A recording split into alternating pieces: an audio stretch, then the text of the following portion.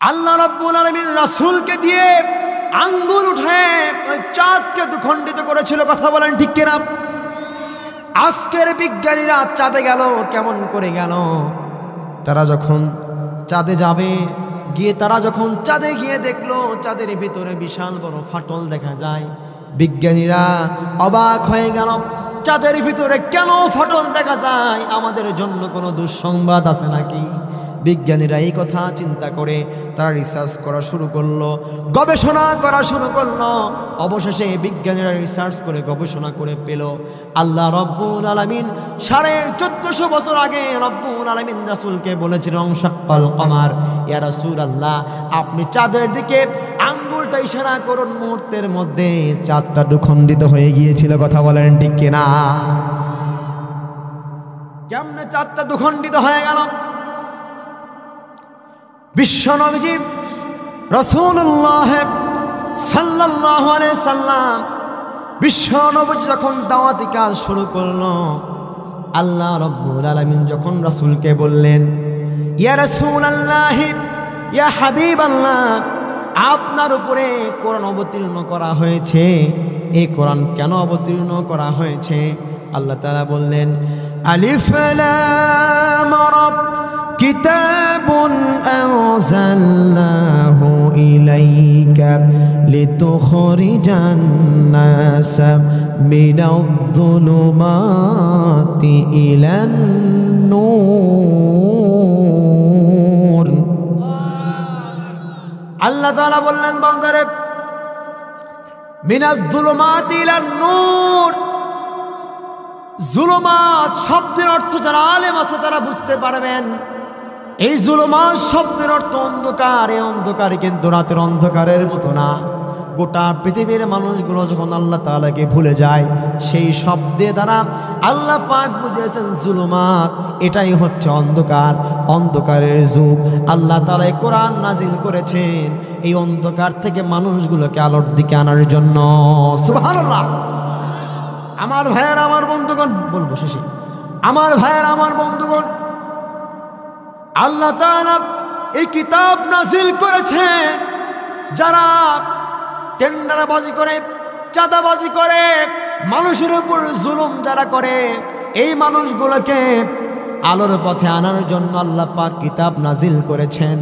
এই কিতাবের দাওয়াত দেওয়ার জন্য যখন বিশ্ব নবী মুহাম্মদুর রাসূলুল্লাহ সাল্লাল্লাহু আলাইহি সাল্লামকে যখন বললেন, ইয়া রাসূলুল্লাহ ইয়া হাবিবাল্লাহ হুজুর, আল্লাহ তাআলা বলেছেন, হুয়াল্লাযী আরসালা রাসূলাহু বিল হুদা ওয়া দীনিল হক লিইয়ুযহিরাহু আলাদ-দীনি কুল্লিহি ওয়ালাউ কারিহাল মুশরিকুন।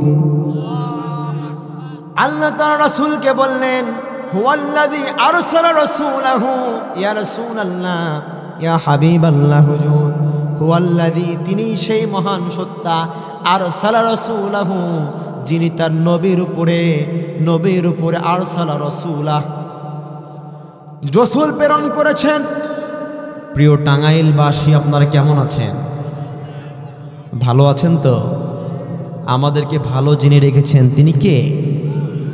সেই জন্য আল্লাহ পাকের সব সময় শুকর আদায় করার প্রয়োজন আছে না নাই? আরও আসতে বলেন, আছে না নাই? জি, আল্লাহ তাআলা আমাদেরকে কবুল করে কোরআনের ময়দানে কোরআন শোনার জন্য আসার বসার সুযোগ করে দিয়েছেন। আল্লাহ পাকের কালিমাতুশ শুকর আদায় করছি, সকলেই উচ্চ কণ্ঠে বলছি আলহামদুলিল্লাহ। সম্মানিত প্রিয় উপস্থিতি, আল্লাহ তাআলা আমাদেরকে ভালো রেখেছেন। এই কোরআনের ময়দানে আমরা আসতে পেরেছি দীর্ঘ 16টি বছর।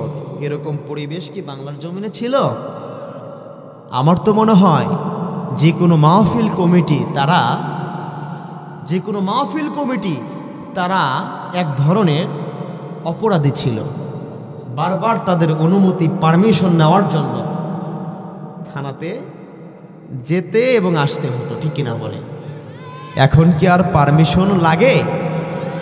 আমাদের সম্মানিত সুযোগ্য দায়িত্বশীল যার হাতে আমাদের বাংলাদেশ, ডক্টর মোহাম্মদ ইউনূস, আমরা তার জন্য দোয়া করি। তিনি বলে দিয়েছেন যে কোরআনের মাহফিলে আর কোনো পারমিশন লাগবে না। আপনারা খুশি না?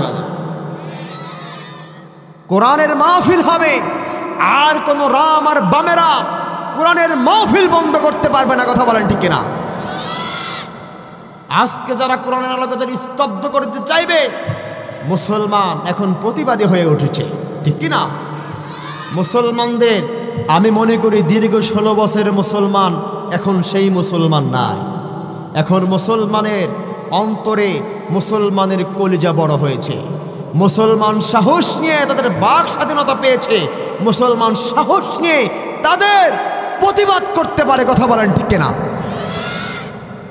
আমার ভাইয়েরা, সেই জন্য আপনাদের সামনে আমি কোরআনুল কারীম থেকে আমি ভূমিকা বাড়াতে চাই না, ছোট্ট করে শুধু আমি বলতে চাই, এই যে আপনাদের কবরস্থানের মাহফিল আজকে, আপনারা এখানে প্রধান আকর্ষণ কোনটি? এখানে কি প্রধান আকর্ষণ প্রধান বক্তা নাকি আল কোরআন? আরো আসতে বলেন, আরো আসতে বলেন। আল কোরআন আকর্ষণ। আমরা কোরআনকে ভালোবেসে আমরা কোরআন শোনার জন্য এসেছি, ঠিক কিনা বলেন? এই কোরআনের সম্মান কম না বেশি? কম না বেশি? এই কোরআনের সম্মান যেরকম বেশি, এই কোরআনের কথা যারা শুনবে তাদের মর্যাদা আল্লাহ পাকের কাছে কম নাকি বেশি? আর আসতে বলেন, কম না বেশি? আমার ভাইয়েরা, আমার বন্ধুগণ, আল্লাহ রাব্বুল আলামিন কোরআনুল কারীমের ভিতরে চমৎকার করে রব্বুল আলামিন বলে দিয়েছেন, ও বান্দারা, আমি রব্বুল আলামিন এমন একখান কোরআন তোমাদেরকে দিয়ে দিয়েছি বান্দা, এই কোরআন পেয়েছো, এই কোরআনের ভিতরে ভুল তো দূরের কথা, বিন্দু পরিমাণের সন্দেহ মাত্র এই কোরআনের মধ্যে নাই। কথা বলেন ঠিক কিনা? আল্লাহ তাআলা বলছেন, আলিফ লাম মিম যালিকাল কিতাবু লা রাইবা ফীহি হুদাল লিল মুত্তাকিন। রব্বুল আলামিন বলেন, ও দুনিয়ার মানুষেরা, এমন একখান কিতাব তোমাদেরকে দিয়েছি, যালিকাল কিতাব, this is the book, there is no doubt, যালিকাল কিতাব লা রাইবা ফি, এমন একটা কিতাব তোমাদেরকে দিয়েছি যেই কিতাবের ভিতরে ভুল তো দূরের কথা বান্দা, বিন্দু পরিমাণের সন্দেহ মাত্র নাই। চিৎকার করে বলেন সুবহানাল্লাহ। আমার ভাইয়েরা, আমার বন্ধুগণ, এই কোরআন শোনার কি লাভ? কোরআন শোনার কি ফজিলত? রব্বুল আলামিন সুন্দর করে বলছেন, আল্লাহ তাআলা বলছেন, ওয়াইযা কুরিয়াল কুরআনু ফাসতামিউ লাহু ওয়া আনসিতু লাআল্লাকুম তুরহামুন। আল্লাহ তাআলা বলছেন, ও গোলাম, এই কোরআন শোনার কি লাভ? কোরআন শোনার কি ফজিলত বান্দা? এই কোরআন যখন তোমরা শুনবা, এই কোরআন শোনার আদব রয়েছে। এই কোরআন শোনার সময় চুপ থাকতে হবে। জোরে বলেন, কি থাকতে হবে? চুপ থাকতে হবে। 2 নম্বরে মনোযোগ সহকারে শুনতে হবে। আল্লাহ তাআলা বললেন, লাআল্লাকুম তুরহামুন, ও বান্দারা, এই 2টা কাজ যদি তোমরা করতে পারো বান্দা, লাআল্লাকুম তুরহামুন, আল্লাহ তাআলার সমস্ত রহমতগুলো ও বান্দা তোমাদের উপরে বর্ষিত হতে থাকবে। সুবহানাল্লাহ। আমার ভাইয়েরা, আমার বন্ধুগণ, আল্লাহ তাআলার রহমত পেতে হলে কোরআন মানার প্রয়োজন আছে না নাই? আর আসতে বলেন, আছে না নাই? আপনি কোরআন মানবেন না, শান্তি পাবেন না। আজকে আমরা যুগে যুগে যত মানুষ এই পৃথিবীতে এসেছে, সমস্ত মানুষগুলো শান্তির আশা করেছে। কথা বলেন ঠিক কিনা? কিন্তু শান্তির আশা করেছে কিন্তু আল্লাহ তাআলার কথা মানেনি, আল্লাহ তাআলার কিতাবকে অনুসরণ করেনি, রাসূলকে মানেনি, রাসূলের আদর্শ মানেনি। সেই জন্য তারা কঠিন আযাবের ভিতরে পড়ে গিয়েছে, কঠিন জুলুমের শিকার হয়ে গিয়েছে। তার কারণ একটাই, ইসলাম মানে নাই, কোরআন মানে নাই, কোরআন সংবিধান হিসেবে কোরআন বানায় নাই, কোরআন মেম্বার অব দ্য পার্লামেন্টে কোরআনের আইন চালু করতে পারে নাই। সেই জন্য মুসলমানরা নির্যাতিত হয়েছে। কথা বলেন ঠিক কিনা? গোটা পৃথিবীর মানুষগুলো আজকে শান্তি খোঁজে, শান্তির বাণী মানুষ শুনতে চায়। আমার ভাইয়েরা, বিগত 16টি বছর যারা মানুষের উপরে জুলুম চালিয়েছে, নির্যাতন নিষ্ঠুর যারা চালিয়েছে, এরাও কিন্তু শান্তি চেয়েছে। কথা বলেন ঠিক কিনা? কিন্তু তারা তো ভালো করেই জানে, মানব রচিত কিতাবের কথা দিয়ে, মানব রচিত আইনের কথা দিয়ে মেম্বার অব দ্য পার্লামেন্ট যদি চালাই তাহলে শান্তি পাওয়া যাবে না। আমার প্রিয় ভাইয়েরা, একটা এক্সাম্পল দিলে আপনারা ক্লিয়ার হয়ে যাবেন। একটা এক্সাম্পল দিচ্ছি, গোটা পৃথিবীর মানুষগুলো শান্তি খোঁজে, কেন শান্তি পায় না? তার কারণ একটাই। এক্সাম্পল থেকে শিক্ষণীয় বিষয় আপনারা সকলেই শুনবেন। আমার ভাইয়েরা, এক দোকানদার ছিল, দোকানদারের কর্মচারীর নাম ছিল ইসলাম। জোরে বলেন কি? জোরে বলেন কি? আজকে আমরা শান্তি খুঁজি, কিন্তু শান্তি কেন জমিনে প্রতিষ্ঠিত হয় না? এক্সাম্পলটা আপনারা ভালো করে শুনে যান। দোকানদার ছিল, দোকানদারের কর্মচারীর নাম ছিল ইসলাম, আর দোকানদারের মেয়ের নাম ছিল শান্তি। জোরে বলেন কি? জোরে বলেন শান্তি। তাহলে এই দোকানদারের কর্মচারী একবার ভুল বুঝলো, ভুল বুঝে একটা ভুল কাজ দোকানদারের কর্মচারী করে ফেলেছে। সেই সময় আমার ভাইয়েরা, দোকানদার এই কর্মচারীকে বেটা ইসলামকে মেরে রক্তাক্ত করে দিয়ে দোকান থেকে তাকে ঘাড় ধাক্কা দিয়ে বের করে দিল। দেওয়ার পরে আমার ভাইয়েরা, রাত যখন গভীর হয়ে গেল, দোকানদার যাবে বাড়িতে। এইদিকে আমার ভাইয়েরা, এই কর্মচারী দোকানদারের বউ বাড়িতে বসে আছে যে কখন বাবা ইসলাম বাড়িতে আসবে। আসলে তো দোকানদারের কর্মচারীকে কিন্তু অনেক মানুষ খাওয়ায়, বাড়িতে খাওয়ায় কিনা? এখন দুপুরে দোকানদারের কর্মচারী ইসলাম বেটা আসে নাই, রাতেও আসে নাই, কোথায় গেল? এইদিকে দোকানদারের কর্মচারী ইসলাম এবং দোকানদারের মেয়ে শান্তি, দুইজনের ভিতরে সম্পর্ক ছিল। যুবক ভাইয়েরা, বলো তো কিসের সম্পর্ক? আরো আসতে কন। প্রেমের। কিসের সম্পর্ক? প্রেমের সম্পর্ক। এইদিকে যখন দোকানদারের কর্মচারী ইসলাম শান্তিকে কল দিল, আমার প্রিয়তমা শান্তি, তুমি কোথায়? তোমার বাবা আমাকে মেরে রক্তাক্ত করে দিয়েছে, তোমাদের বাড়িতে আর দোকানে আমাকে থাকা হবে না, তুমি এখনই চলে আসো, তুমি এখনই চলে আসো। এই টাঙ্গাইলের হাইওয়ে হয়ে আমরা ঢাকায় যাব, গিয়ে আমরা সুখের ঘর বাঁধব। এদিকে শান্তি আর ইসলাম কি হয়েছে? চলে গিয়েছে। এখন দোকানদারের কর্মচারী তো নাই, শান্তিও নাই। মেয়েরা দেখবেন বাবা এবং মেয়ের একটু সম্পর্ক কি থাকে? ভালোই থাকে। টান কি থাকে? ভালোই থাকে। এখন দোকানদার রাতে বাড়িতে এসেছে, আসার পরে স্ত্রীকে বলছে, প্রাণের স্ত্রী শান্তি কোথায়? মা শান্তি তুমি কোথায়? দোকানদারের স্ত্রী বলেছে, শান্তির কথা বাদ দাও, আগে বলো তোমার ইসলাম কোথায়? ইসলামের জন্য খাবার রেডি করে রাখছি, অপেক্ষা করেছে, কিন্তু ইসলাম এখনো আসেনি। ইসলাম কোথায় সেই কথা বলো।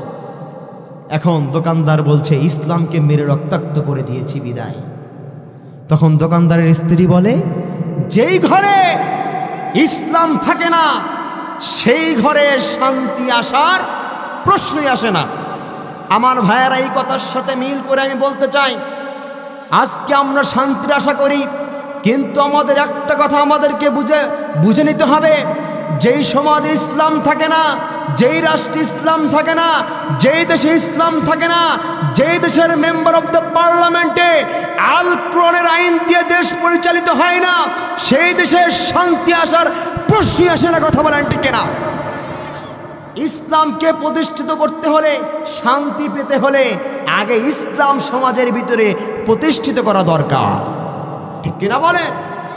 আপনার ইসলাম প্রতিষ্ঠিত নয়, আপনি শান্তির আশা করেন? শান্তি কি এমনি আসবে? আগে ইসলাম মানতে হবে। কথা বলেন ঠিক কিনা? আমার ভাইয়েরা, আপনাদের আওয়াজ শুনে আমি এই বছরে যতগুলো প্রোগ্রাম করেছি, এই যে অল্প সংখ্যক লোক, এত অল্প লোক আমার কোনো প্রোগ্রামে হয়নি। আপনারা অল্প লোক হয়েছেন, কিন্তু যদি আওয়াজ দেন তাহলে আমি কথা বলে মজা পাবো। আমার সাথে সাথে আপনারা একটু কথা বলবেন তো? বলবেন তো? আচ্ছা, আপনাদের অনেকে মনে হয় ঘুম ধরেছে। আচ্ছা, আপনাদের এখানে যুবক আছে কারা কারা? বিয়ে যারা যারা করা নাই হাত উঠান তো। যারা যারা বিয়ে করা নাই হাত উঠাও। আচ্ছা, আমি একটা তাকবীর দেব। যারা যারা বিয়ে, আচ্ছা হাত নামান, হাত নামান। যারা যারা বিয়ে করেন নাই এরা আমি তাকবীর দিব, আপনারা বলবেন, আমি বলবো লিল্লাহি তাকবীর, আপনারা বলবেন কি আল্লাহু আকবার। এরপরে যারা যারা বিবাহিত তাদেরকে বলবো, তারা তাকবীর দিবেন। আমি দেখতে চাই কাদের আওয়াজ বেশি। ঠিক আছে তো? ঠিক আছে তো?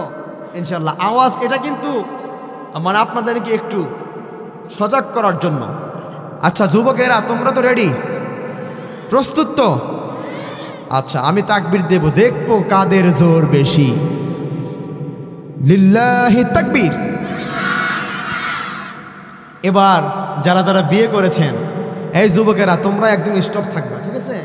তোমরা যদি আওয়াজ দাও তাহলে কিন্তু এদের পক্ষে চলে যাবে, আওয়াজ কিন্তু বেশি হয়ে গেলে তোমরা হেরে যাবা।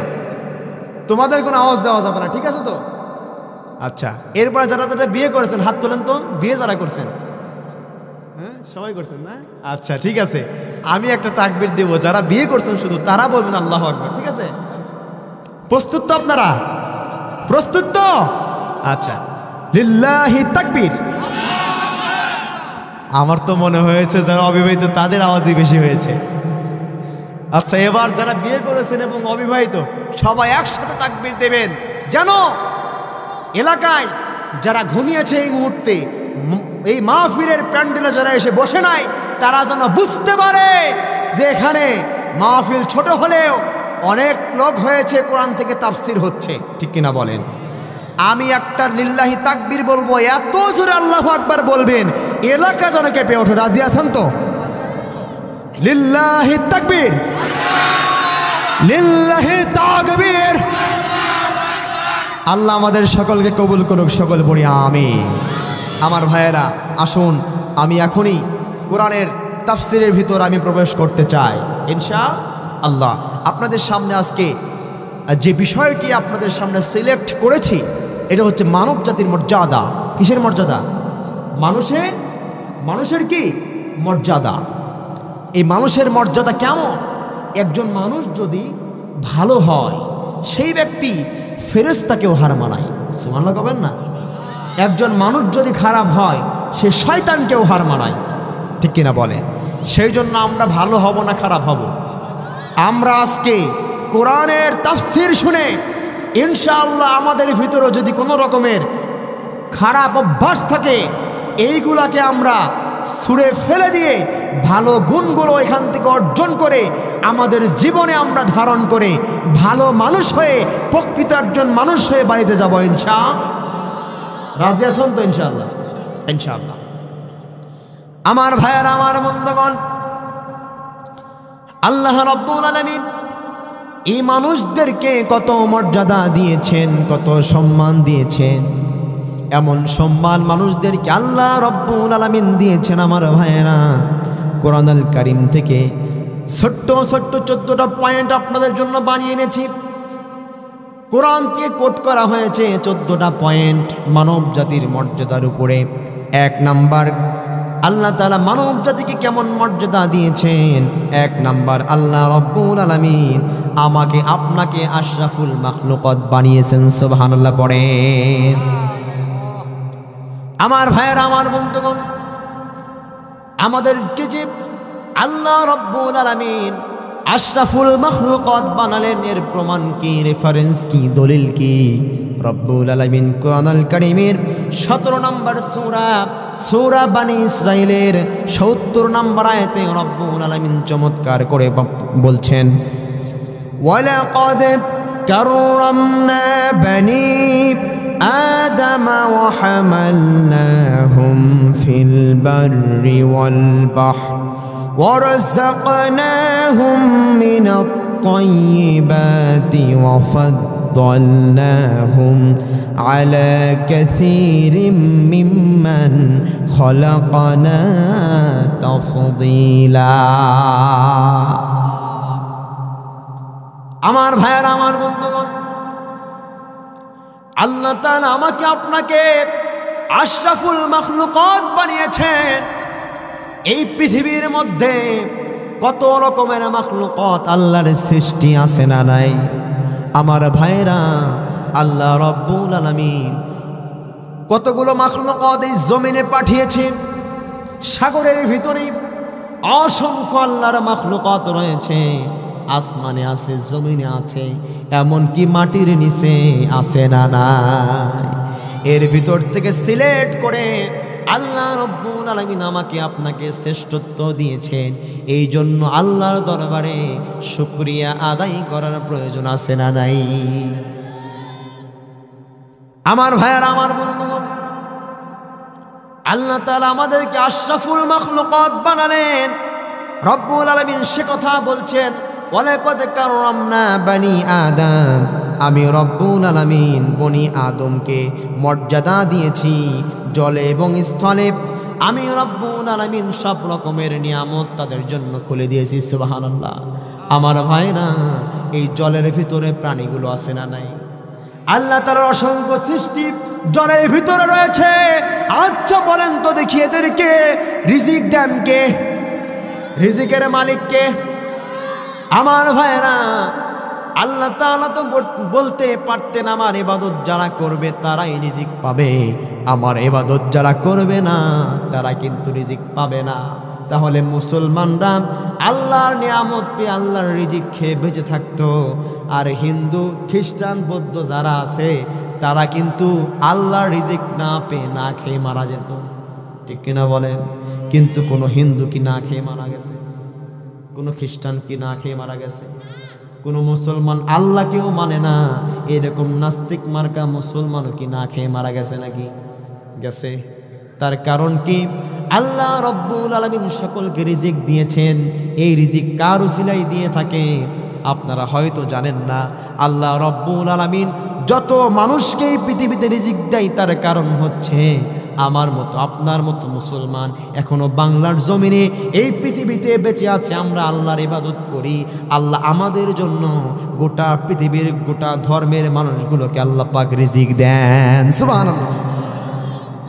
সেই মানুষদেরকে, মুসলমানদের উপরে আজকে জালেমরা নির্যাতন শুরু করেছে। কথা বলেন ঠিক কিনা?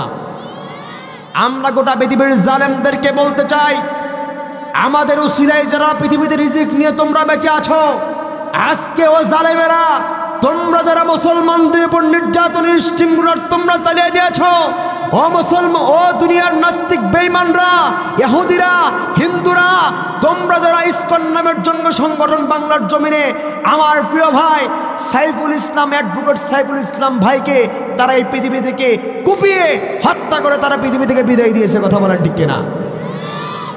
আমার ভাই সাইফুলের কি অপরাধ ছিল? আমার ভাই সাইফুলের অপরাধ ছিল সে এফিডেভিটের কাজ করত।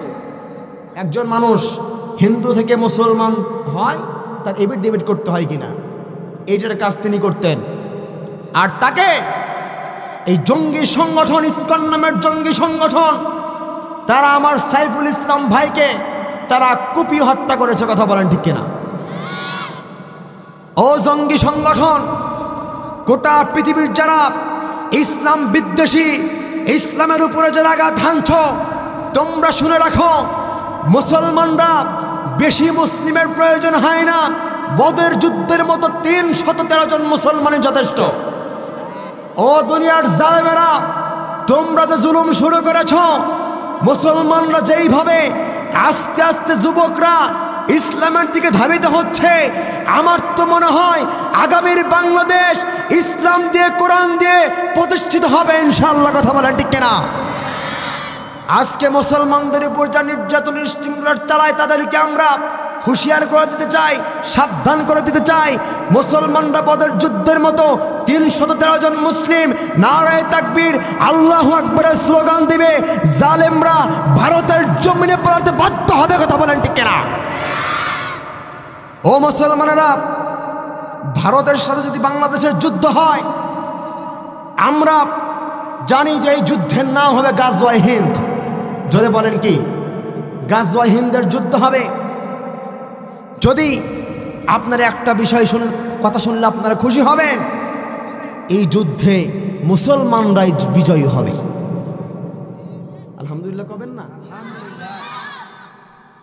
আপনি মনে করতে পারেন এই 16 কোটি মুসলমান, তারা কয়শো কোটি, তারা হিন্দু, তাদের সাথে কি আমরা পারবো? আমার ভাইয়েরা, রাসূলুল্লাহ সাল্লাল্লাহু আলাইহি ওয়াসাল্লামের সাহাবারা তেমন তরবারি আর তেমন যুদ্ধ যন্ত্র সেরকম ছিল না, কিন্তু আল্লাহ তাআলার ফেরেশতা দিয়ে মাঝে মাঝে আল্লাহ রাব্বুল আলামিন মুসলমানদেরকে হেফাজত করে থাকে। এই যে দীর্ঘ 16 বছর বিজয়ের, দীর্ঘ 16 বছর জালেমদের জুলুমের শিকার হয়ে হয়ে মুসলমানরা বাক স্বাধীনতাকে হারিয়েছিল, মুসলমান কথা বলার ক্ষমতাকে হারিয়েছিল।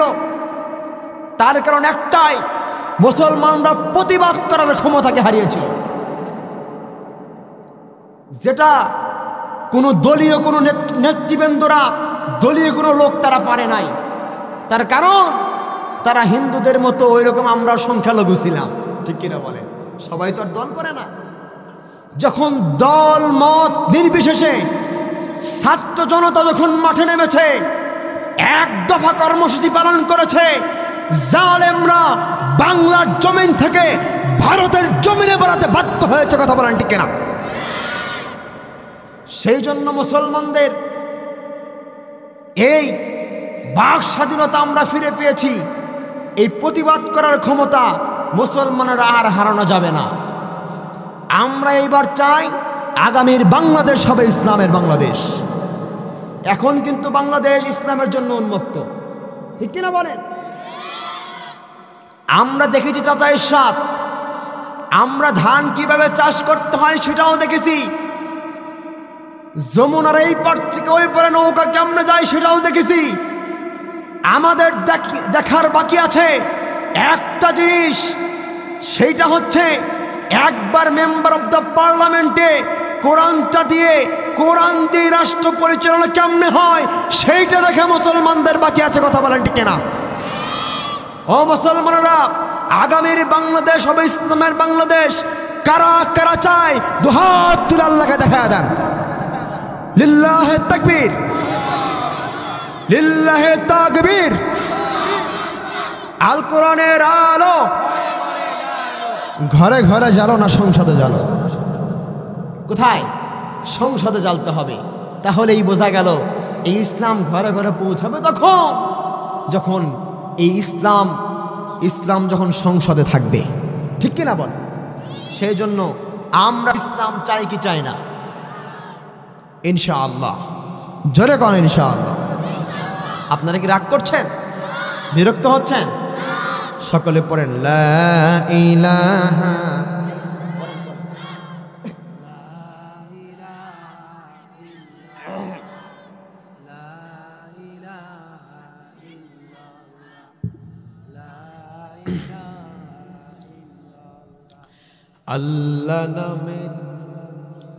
আল্লাহ নামের জিকির করবে যারা, আল্লাহর কাছে প্রিয় যারা, আল্লাহর কাছে প্রিয় যারা, জান্নাতে প্রবেশ করবে তারা।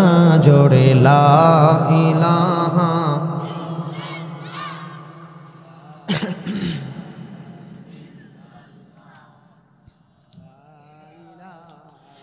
আমার ভাইয়ার, আমার বন্ধুগণ, কাম টু মাই পয়েন্ট।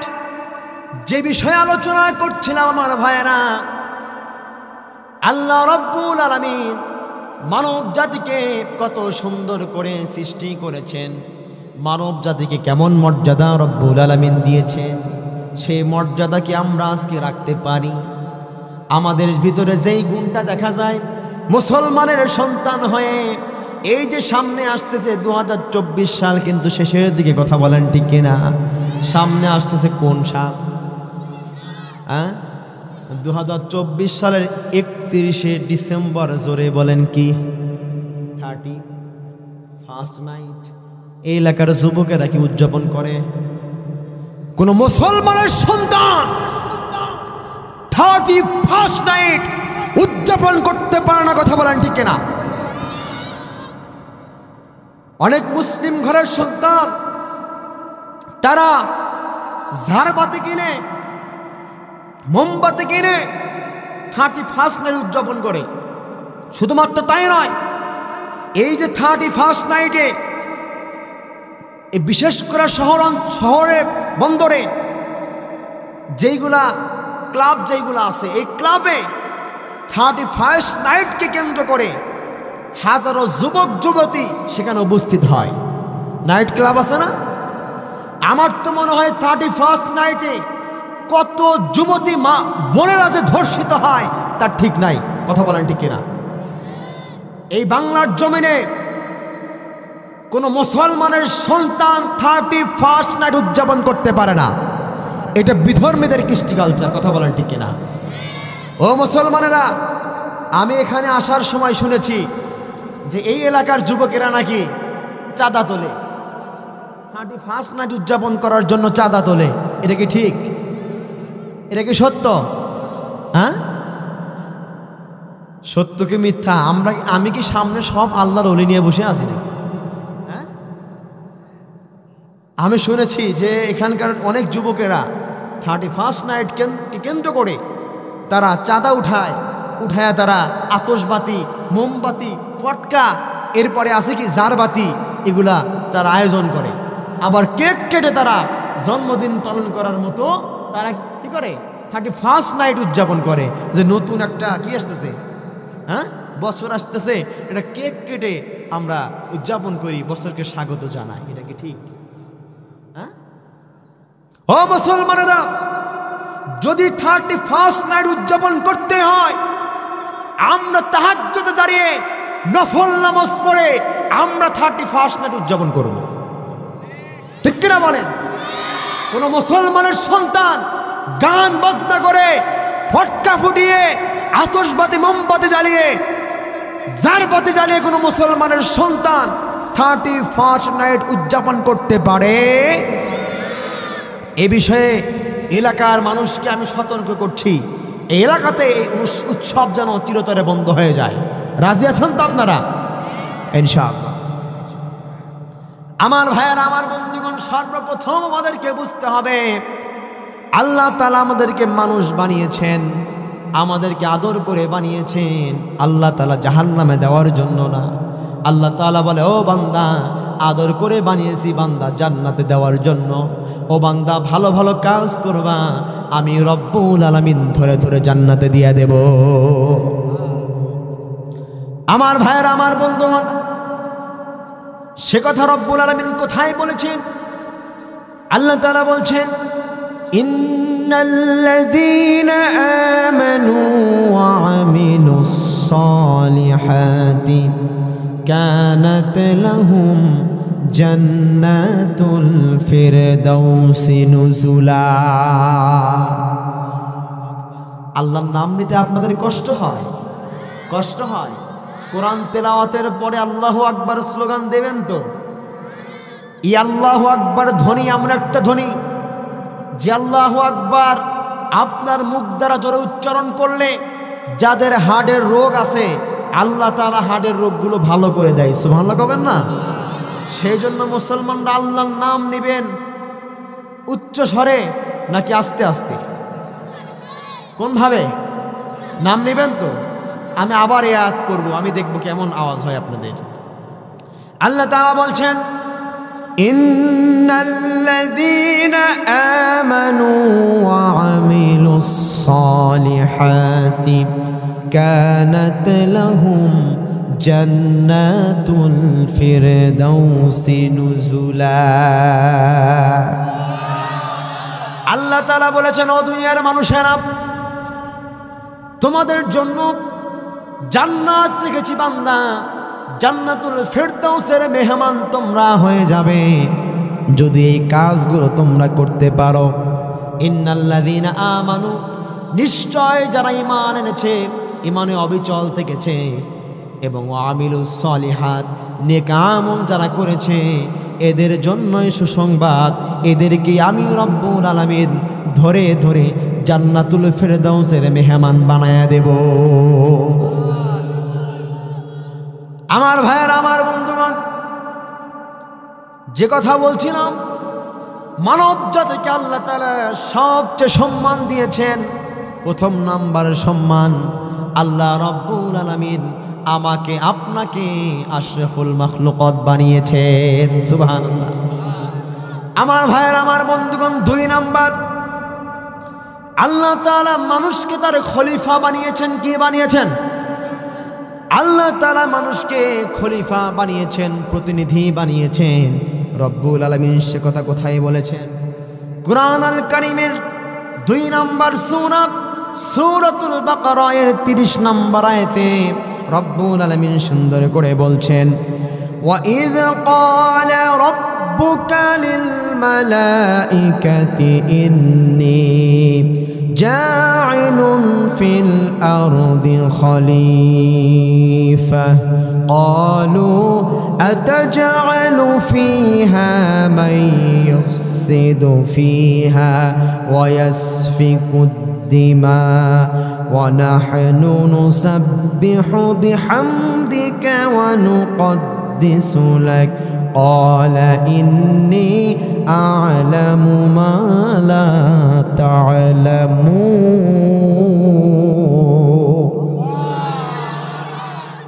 আল্লাহ তাআলা বলেছেন, নো বান্দা, আমি আল্লাহ তাআলা তোমাদেরকে প্রতিনিধি হিসেবে তোমাদেরকে সৃষ্টি করেছি। বান্দা, তোমাদেরকে প্রতিনিধির দায়িত্ব দিয়ে রব্বুল আলামিন, আমি রব্বুল আলামিন তোমাদেরকে জমিনে পাঠিয়েছি। আল্লাহ তাআলা ফেরেশতাদেরকে বললেন, ও ফেরেশতারা, আমি তো পৃথিবীতে প্রতিনিধি সৃষ্টি করতে চাই, আদম সৃষ্টি করতে চাই। ও ফেরেশতারা, তোমরা কি বলো? ফেরেশতাদেরকে আল্লাহ পাক রব্বুল আলামিন বলছিলেন, পরামর্শ নিচ্ছিলেন, আচ্ছা বলেন তো দেখি, আসমানের মালিককে, জমিনের মালিককে, আমাদের মালিককে, ফেরেশতার মালিককে? একজন মালিক হয়ে ফেরেশতার কাছে অনুমতি নিচ্ছিলেন, ফেরেশতাদের কাছে পরামর্শ নিচ্ছিলেন। সুবহানাল্লাহ কবেন না? আল্লাহ তাআলা ফেরেশতাদেরকে বলছেন, ও ফেরেশতারা, আমি তো এই পৃথিবীতে ইন্নী জাইলুন ফিল আরদি খলিফা, আমি এই পৃথিবীতে প্রতিনিধি সৃষ্টি করতে চাই। ও ফেরেশতারা, তোমরা কি বলো? ফেরেশতারা বলছে, গো আল্লাহ, আপনি তো এই পৃথিবীতে মানুষ সৃষ্টি করতে চান, আদম সৃষ্টি করতে চান। আপনি তো এর আগেও একটা জাতি আপনি সৃষ্টি করেছিলেন, জিন জাতি। জোরে বলেন, কি জাতি? আজকে বদ জিন, খারাপ জিন আছে না নাই? ভালো জিনও কিন্তু আছে। এমনও হতে পারে এই মাহফিল শোনার জন্য অসংখ্য জিনও এখানে বসে যেতে পারে, পারে কিনা? তার দৃষ্টান্ত প্রমাণ আপনাদেরকে আমি বলছি। আমি একটা মাদ্রাসায় হিফজখানায় পড়তাম।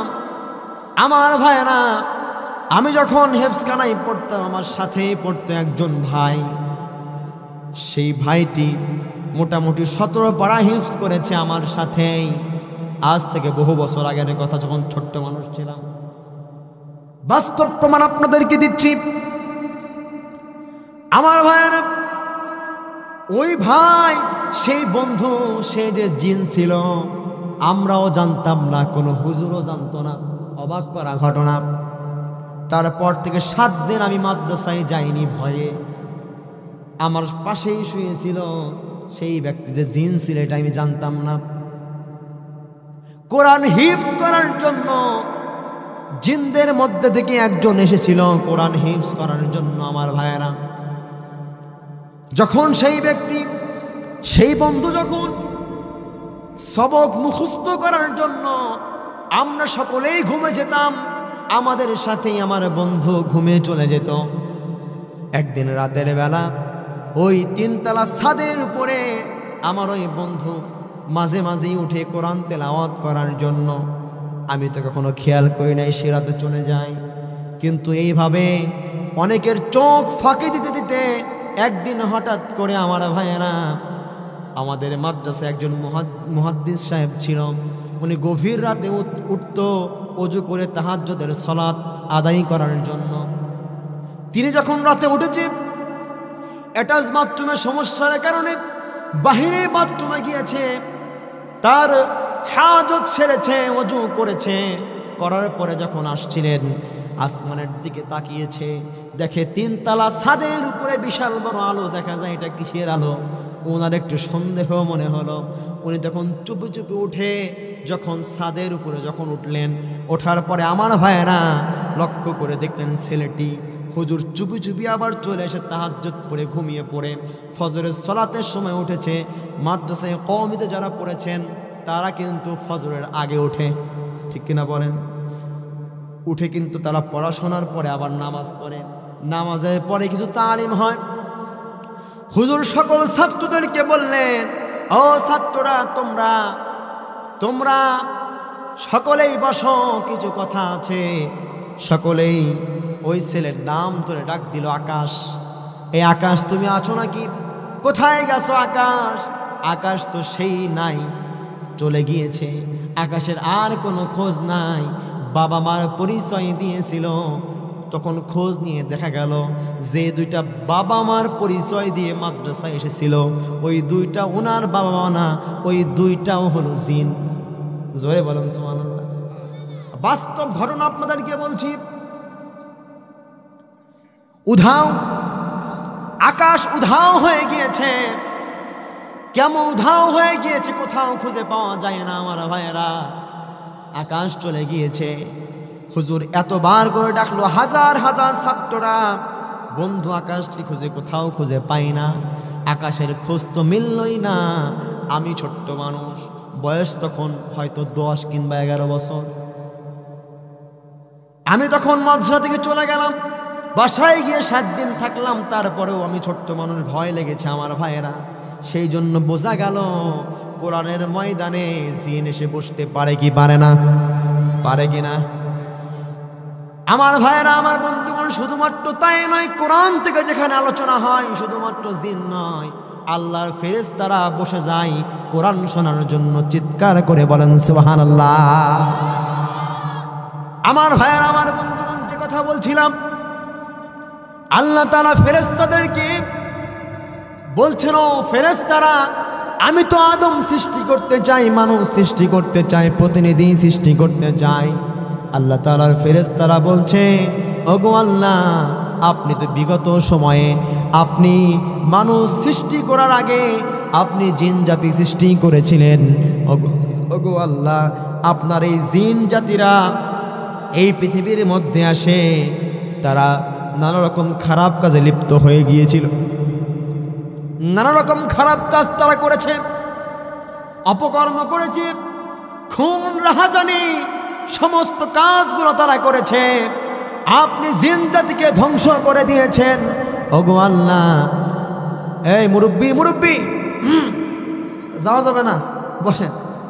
ভাইরাল ডায়লগ নাকি? হ্যাঁ সোনামণি, রাগ করছেন আপনারা? রাগ হচ্ছেন? আচ্ছা, এখান থেকে একজন লোক উঠতে পারবেন না। আমার মাহফিল থেকে লোক 2 জন হোক, আমি কাউকে উঠতে দেই না। আলোচনা খারাপ লাগে? আপনারা কি রাগ হচ্ছেন আমার উপরে? হ্যাঁ, থাকবেন তো ইনশাআল্লাহ? কয়টা পর্যন্ত? হ্যাঁ, 4টা পর্যন্ত। ওই তাহলে আপনারা থাকেন, আমি তাহলে চলে যাব। কারণ সারা রাত শোনার পরে যদি ফজর না পড়েন, ফজরে শেষ দিব না। ইনশাআল্লাহ আমাদের আলোচনা করতে হবে, আবার ফজরও পড়তে হবে। আমাদের ফজর কি এটা ফরজ বিধান না? অবশ্যই আমাদের ঘুমানোও লাগবে, ওয়াজও শুনতে হবে, আবার ফজর নামাজও পড়তে হবে ইনশাআল্লাহ। আমার ভাইয়েরা, আমার বন্ধুগণ, আল্লাহ রাব্বুল আলামিনকে ফেরেশতারা বলল, গো আল্লাহ, আপনার জিন জাতিরা তারা পৃথিবীর ভিতরে সমস্ত রকমের অপকর্ম করেছে, আপনি তাদেরকে আযাব আর গজব দিয়ে ধ্বংস করে দিয়েছিলেন, পৃথিবী থেকে আউট করে দিয়েছিলেন। ওগো আল্লাহ, আপনি আবার মানব জাতি সৃষ্টি করার কি দরকার? আমরাই তো আছি, আমরাই তো আপনার ইবাদত করব। সুবহানাল্লাহ পড়েন। আল্লাহ রাব্বুল আলামিন বললেন, ও ফেরেশতারা, ইন্নী আ'লামু মা লা তা'লামুন। আল্লাহ রাব্বুল আলামিন বললেন, ও ফেরেশতারা, আমি আল্লাহ যা জানি ও ফেরেশতারা তোমরা তা জানো না। আল্লাহ তাআলা মানবকে শ্রেষ্ঠ করে বানাবেন, ফেরেশতারা বাধা দেওয়ার পরে আল্লাহ তাআলা বললেন কি, আমি আল্লাহ যা জানি তোমরা তা জানো না। কি জানে আল্লাহ তাআলা? মানুষকে আল্লাহ তাআলা সবচেয়ে মেধাবী করে, জ্ঞানী করে এই পৃথিবীতে পাঠাবেন। দেখেন না, আসমান দিয়ে প্লেন ওড়ে, ওড়ে কিনা? ওড়ে কিনা? এই প্লেন কে বানাইছে? কে বানাইছে? মানুষ। মানুষ বানাইছে আল্লাহ রাব্বুল আলামিন। মানুষের মাথায় ব্রেন দিয়েছে, বুদ্ধি দিয়েছে, আর মানুষ এইগুলো আবিষ্কার করেছে। কথা বলেন ঠিক কিনা? আবার সে আল্লাহ রাব্বুল আলামিন বলছেন, ওয়ামা উতিতুম মিনাল ইলমি ইল্লা কলিলা। আল্লাহ বলছেন, ও দুনিয়ার মানুষেরা, তোমাদেরকে সামান্য আমি তোমাদেরকে ইলম দান করেছি, জ্ঞান দান করেছি। সামান্য জ্ঞান কেমন জ্ঞান? হাদিস শরীফ থেকে আমরা জানতে পারি, আল্লাহর হাবিব রাসূলুল্লাহ সাল্লাল্লাহু আলাইহি ওয়াসাল্লাম তিনি বুঝিয়ে দিয়েছেন এক্সাম্পল দিয়ে, এই সামান্য জ্ঞান কেমন জ্ঞান। ও উম্মতেরা, তোমরা শোনো, এই সামান্য জ্ঞান হচ্ছে একটা পাখি যখন, একটা কাক যখন সমুদ্রের মধ্যে যখন নামবে, নামার পরে একটা ঠোক দিয়ে তার ঠোঁটে যতটুকু পানি তুলবে, একটা গোটা সমুদ্র থেকে আমি আল্লাহ মানুষকে এই ঠোঁটের পানির পরিমাণ এতটুকু ইলম দান করেছি। সুবহানাল্লাহ। আর সব জ্ঞান কার কাছে? এই সামান্য জ্ঞান দিয়ে মানুষ উড়োজাহাজ বানায়, প্লেন বানায়, সমুদ্রের ভিতরে ঢেউয়ের ভিতর দিয়ে জাহাজ যায়। ঠিক কিনা বলেন? চিকন রাস্তা দিয়ে বিশাল বিশাল ট্রেন চলে যায়, বুলেটের গতিতে ট্রেন যায়। আমার ভাইরা, এই ক্ষমতা কে দিয়েছেন? আল্লাহ দিয়েছে। আমার ভাইরা, আমার বন্ধুগণ, আপনাদেরকে অবাক করা তথ্য দিলে আপনারা অবাক হয়ে যাবেন।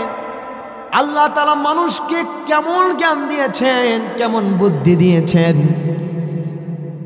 আমার ভাইয়েরা, আমেরিকান বিজ্ঞানীরা, তৎকালীন বিজ্ঞানীরা তারা চাঁদে গেল। যাওয়ার পরে এতদিনে তারা চাঁদে যাওয়ার পরে তারা দেখলো চাঁদের ভিতরে বিশাল বড় ফাটল দেখা যায়। আমার ভাইয়েরা, এই ফাটল কি আজকের ফাটল? এই ফাটল কিন্তু আজকের ফাটল না।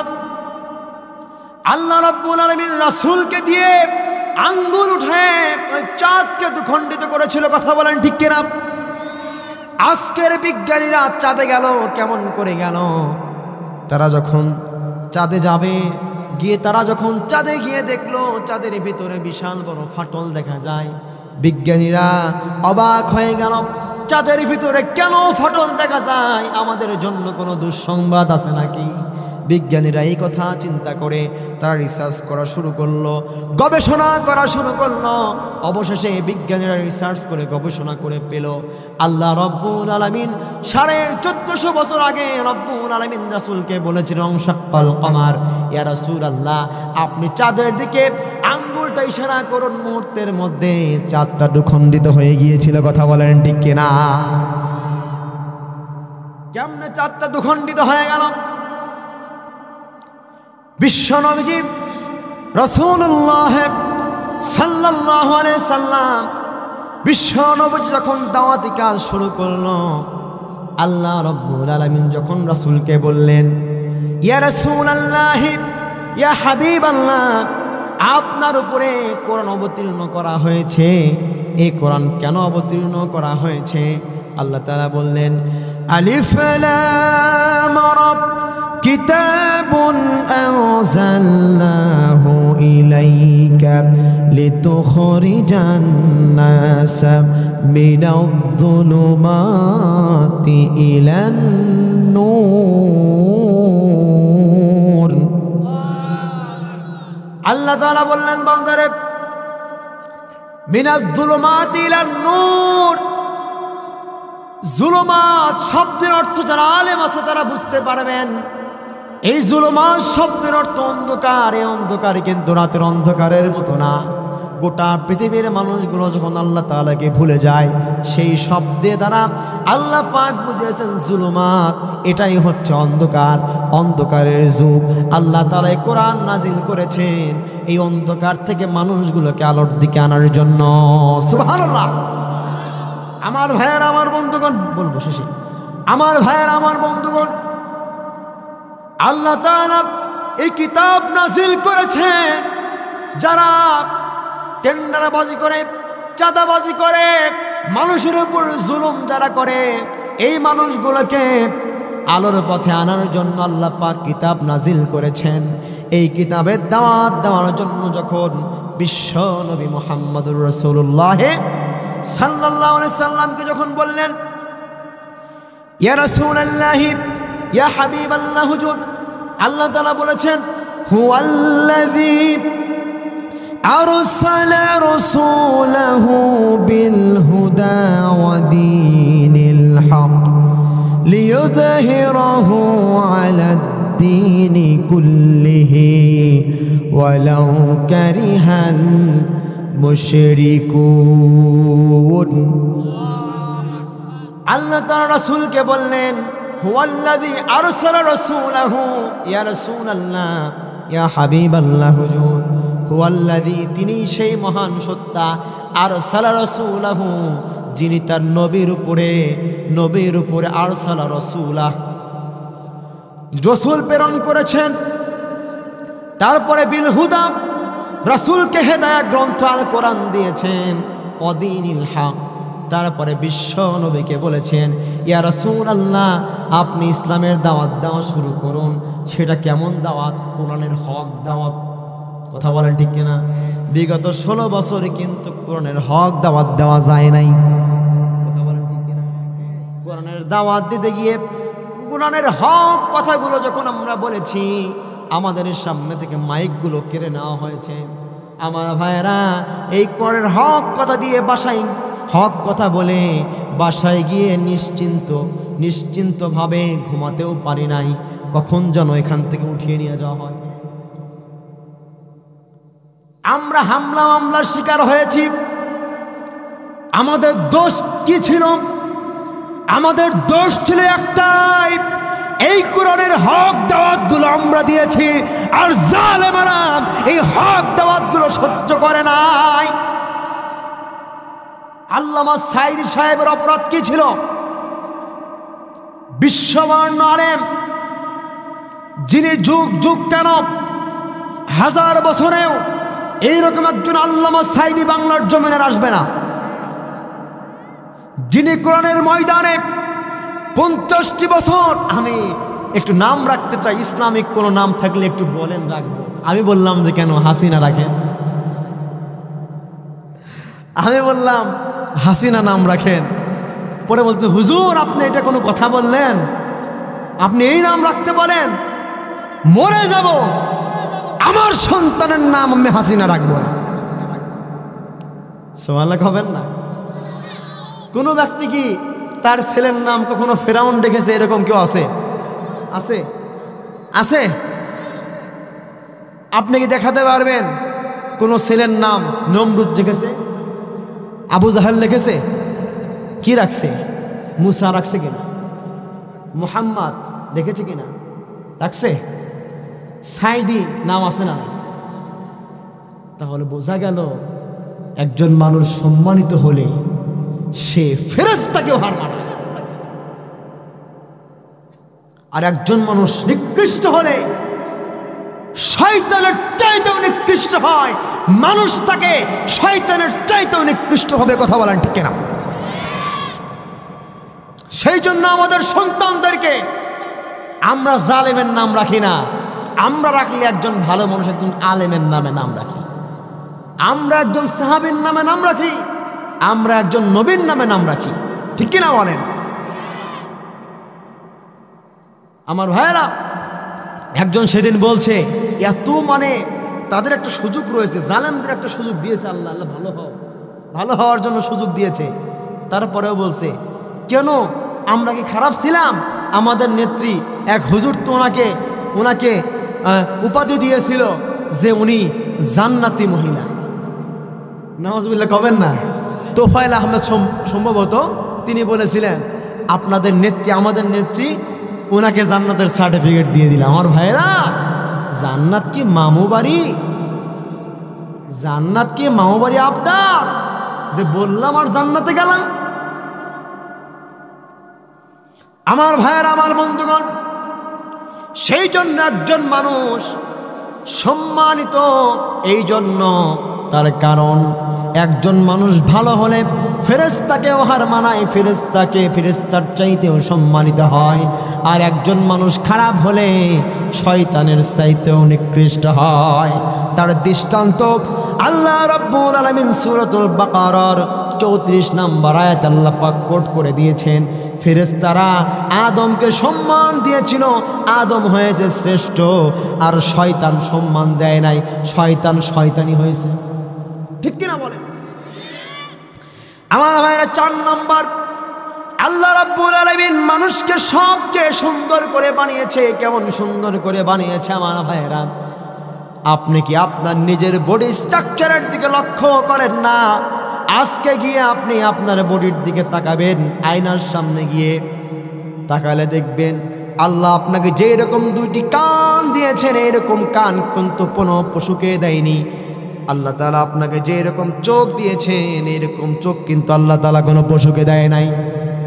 আল্লাহ তাআলা যে এরকম সফট 2টা হাত দিয়েছে, এইরকম হাত কিন্তু কোনো পশুকেও দেওয়া হয়নি। আল্লাহ রাব্বুল আলামিন আমাদেরকে যে এরকম চেহারা দিয়েছেন, এইরকম চেহারা তো কোনো পশুকে দেয়নি। কথা বলেন ঠিক কিনা? আল্লাহ তাআলা আদর করে বানিয়েছেন। বান্দারা, ও বান্দারা, ভালো ভালো কাজ করবি, আমি রব্বুল আলামিন তোমাদেরকে জান্নাতে দিয়া দেব। আদর করে বানাইছি কি আল্লাহ জাহান্নামে দেওয়ার জন্য? জাহান্নামে দেওয়ার জন্য আদর করে বলেছে আল্লাহ পাক জান্নাতে দেওয়ার জন্য। কথা বলেন ঠিক কিনা? সেই জন্য মুসলমানেরা, সময় এসেছে, এই সময় আল্লাহর জমিনে আল্লাহর দ্বীন কায়েম করতে হবে, ঠিক কিনা বলেন? আল্লাহর জমিনে দ্বীন কায়েম করার জন্য যদি জীবন দিতে হয়, আপনারা রাজি আছেন? আল্লাহর জমিনে দ্বীন কায়েম করবার জন্য যদি আমাদের স্ত্রীকে বিধবা করতে হয়, আমরা রাজি আছি। সন্তানকে এতিম করতে হলে আমরা রাজি আছি। তবু আল্লাহর জমিনে আল্লাহর দ্বীন কায়েমের আন্দোলন চালিয়েই যাব ইনশাআল্লাহ। যদি জীবনকে বিলাতে চাও, যদি রক্ত ছড়াতে চাও, রাজি আছেন? দিনের পথে খোদা রাহে, দিনের পথে খোদা রাহে, জীবনকে বিলিয়ে দাও। যদি জীবনটা বিলাতে চাও, যদি রক্ত ঝরাতে চাও, রাজি আছেন ইনশাআল্লাহ আমার ভাইয়েরা?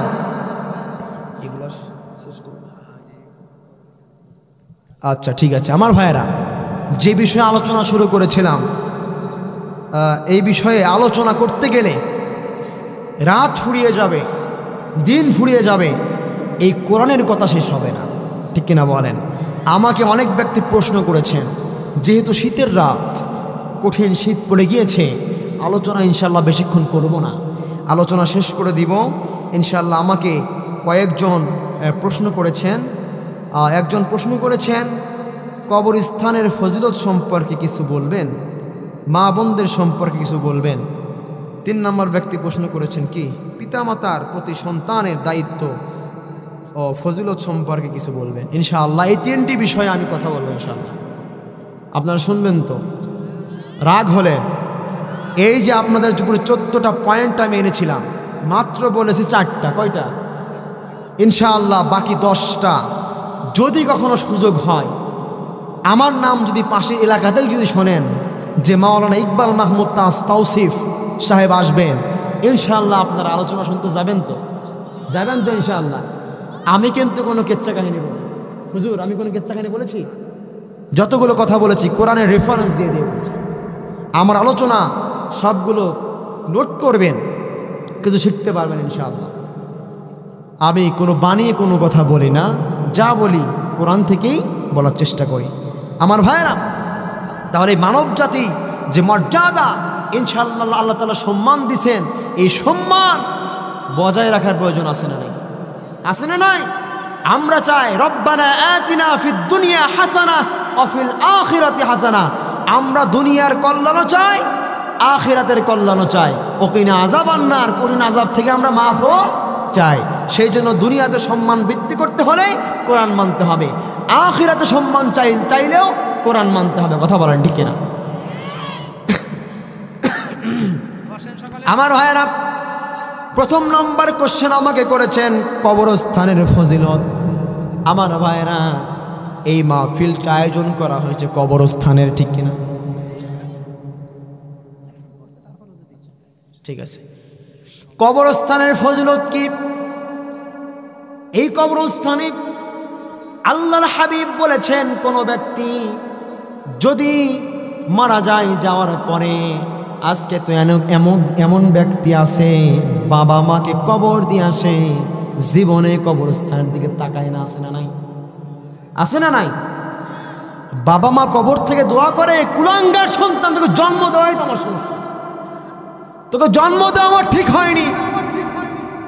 আমি দুনিয়াতে যা করে এসেছি, সন্তান বাবা মা তখন কবর থেকে দোয়া করে যে ওই সন্তানের উপর আমার লানত পড়ে। তার কারণ আমার ভাইয়েরা, রাসূল বলেছেন যে কবরস্থানে রাসূল প্রথমে যাইতে নিষেধ করেছিলেন যে তোমরা কবরে বারবার তোমরা যাবা না। এটা আল্লাহর হাবিব নিষেধ করেছিলেন, কিন্তু পরবর্তীতে আল্লাহর হাবিব তিনি বলে দিয়েছিলেন তোমরা যদি দিনে একবার হয় তবুও তোমরা কবরস্থানে যাইবা, না হলে সপ্তাহে একবার যাবা, আর না হলে মাসে একবার যাবা। কমপক্ষে মাসে একবার যাওয়া উচিত। আপনি কি জানেন, দুইটা জায়গায় গেলে আল্লাহর কথা স্মরণ হয়। কয়টা জায়গায়? 1 নাম্বার, মানুষ মারা গেলে মানুষের জানাজা করতে যখন যান তখন মনে পড়ে যায় একদিন আমাকেও চলে যেতে হবে, আমাকেও একদিন চলে যেতে হবে। ইকরা কিতাবাক ওয়া কাফা বিনাফসিকা আল-ইয়াওমা আলাইকা হাসিবা। এই পৃথিবীতে কেউ থাকবে না, সবাইকেই চলে যেতে হবে। তখন মনে পড়ে যায় যে যদি মানুষ এই আয়াতটা সকলেই শুনবেন, জানাজা নামাজের আগে যারা কোনো ইমাম সাহেব যদি কখনো লেকচার দেয়, এই আয়াতটা বলে বলে মানুষকে বোঝায় মৃত্যুর কথা স্মরণ করো, মৃত্যুর জন্য যদি তুমি পালিয়ে যাও, যদি ওই গুহার ভিতরেও ঢুকে যাও, দরজা জানালা সব লাগানো, তুমি তার ভিতরেও যদি লুকিয়ে থাকো, ও যুবক, তুমি তার ভিতরেও যদি লুকিয়ে থাকো, তবু মালাকুল মাউত সেই জায়গাতে উপস্থিত হয়ে যাবে। কথা বলেন ঠিক কিনা? ও যুবক, তোমাকে এই বলছি, আমি রাজশাহী থেকে একটা মাহফিল থেকে আসার সময় আমার গাড়ির সামনে দিয়ে একজন যুবক রাস্তায় এমনভাবে মোটরসাইকেল চালায়, যখন মোটরসাইকেলের উপর যখন যুবক বসে তখন তার সেন্স হারিয়ে যায়। তখন সে একবার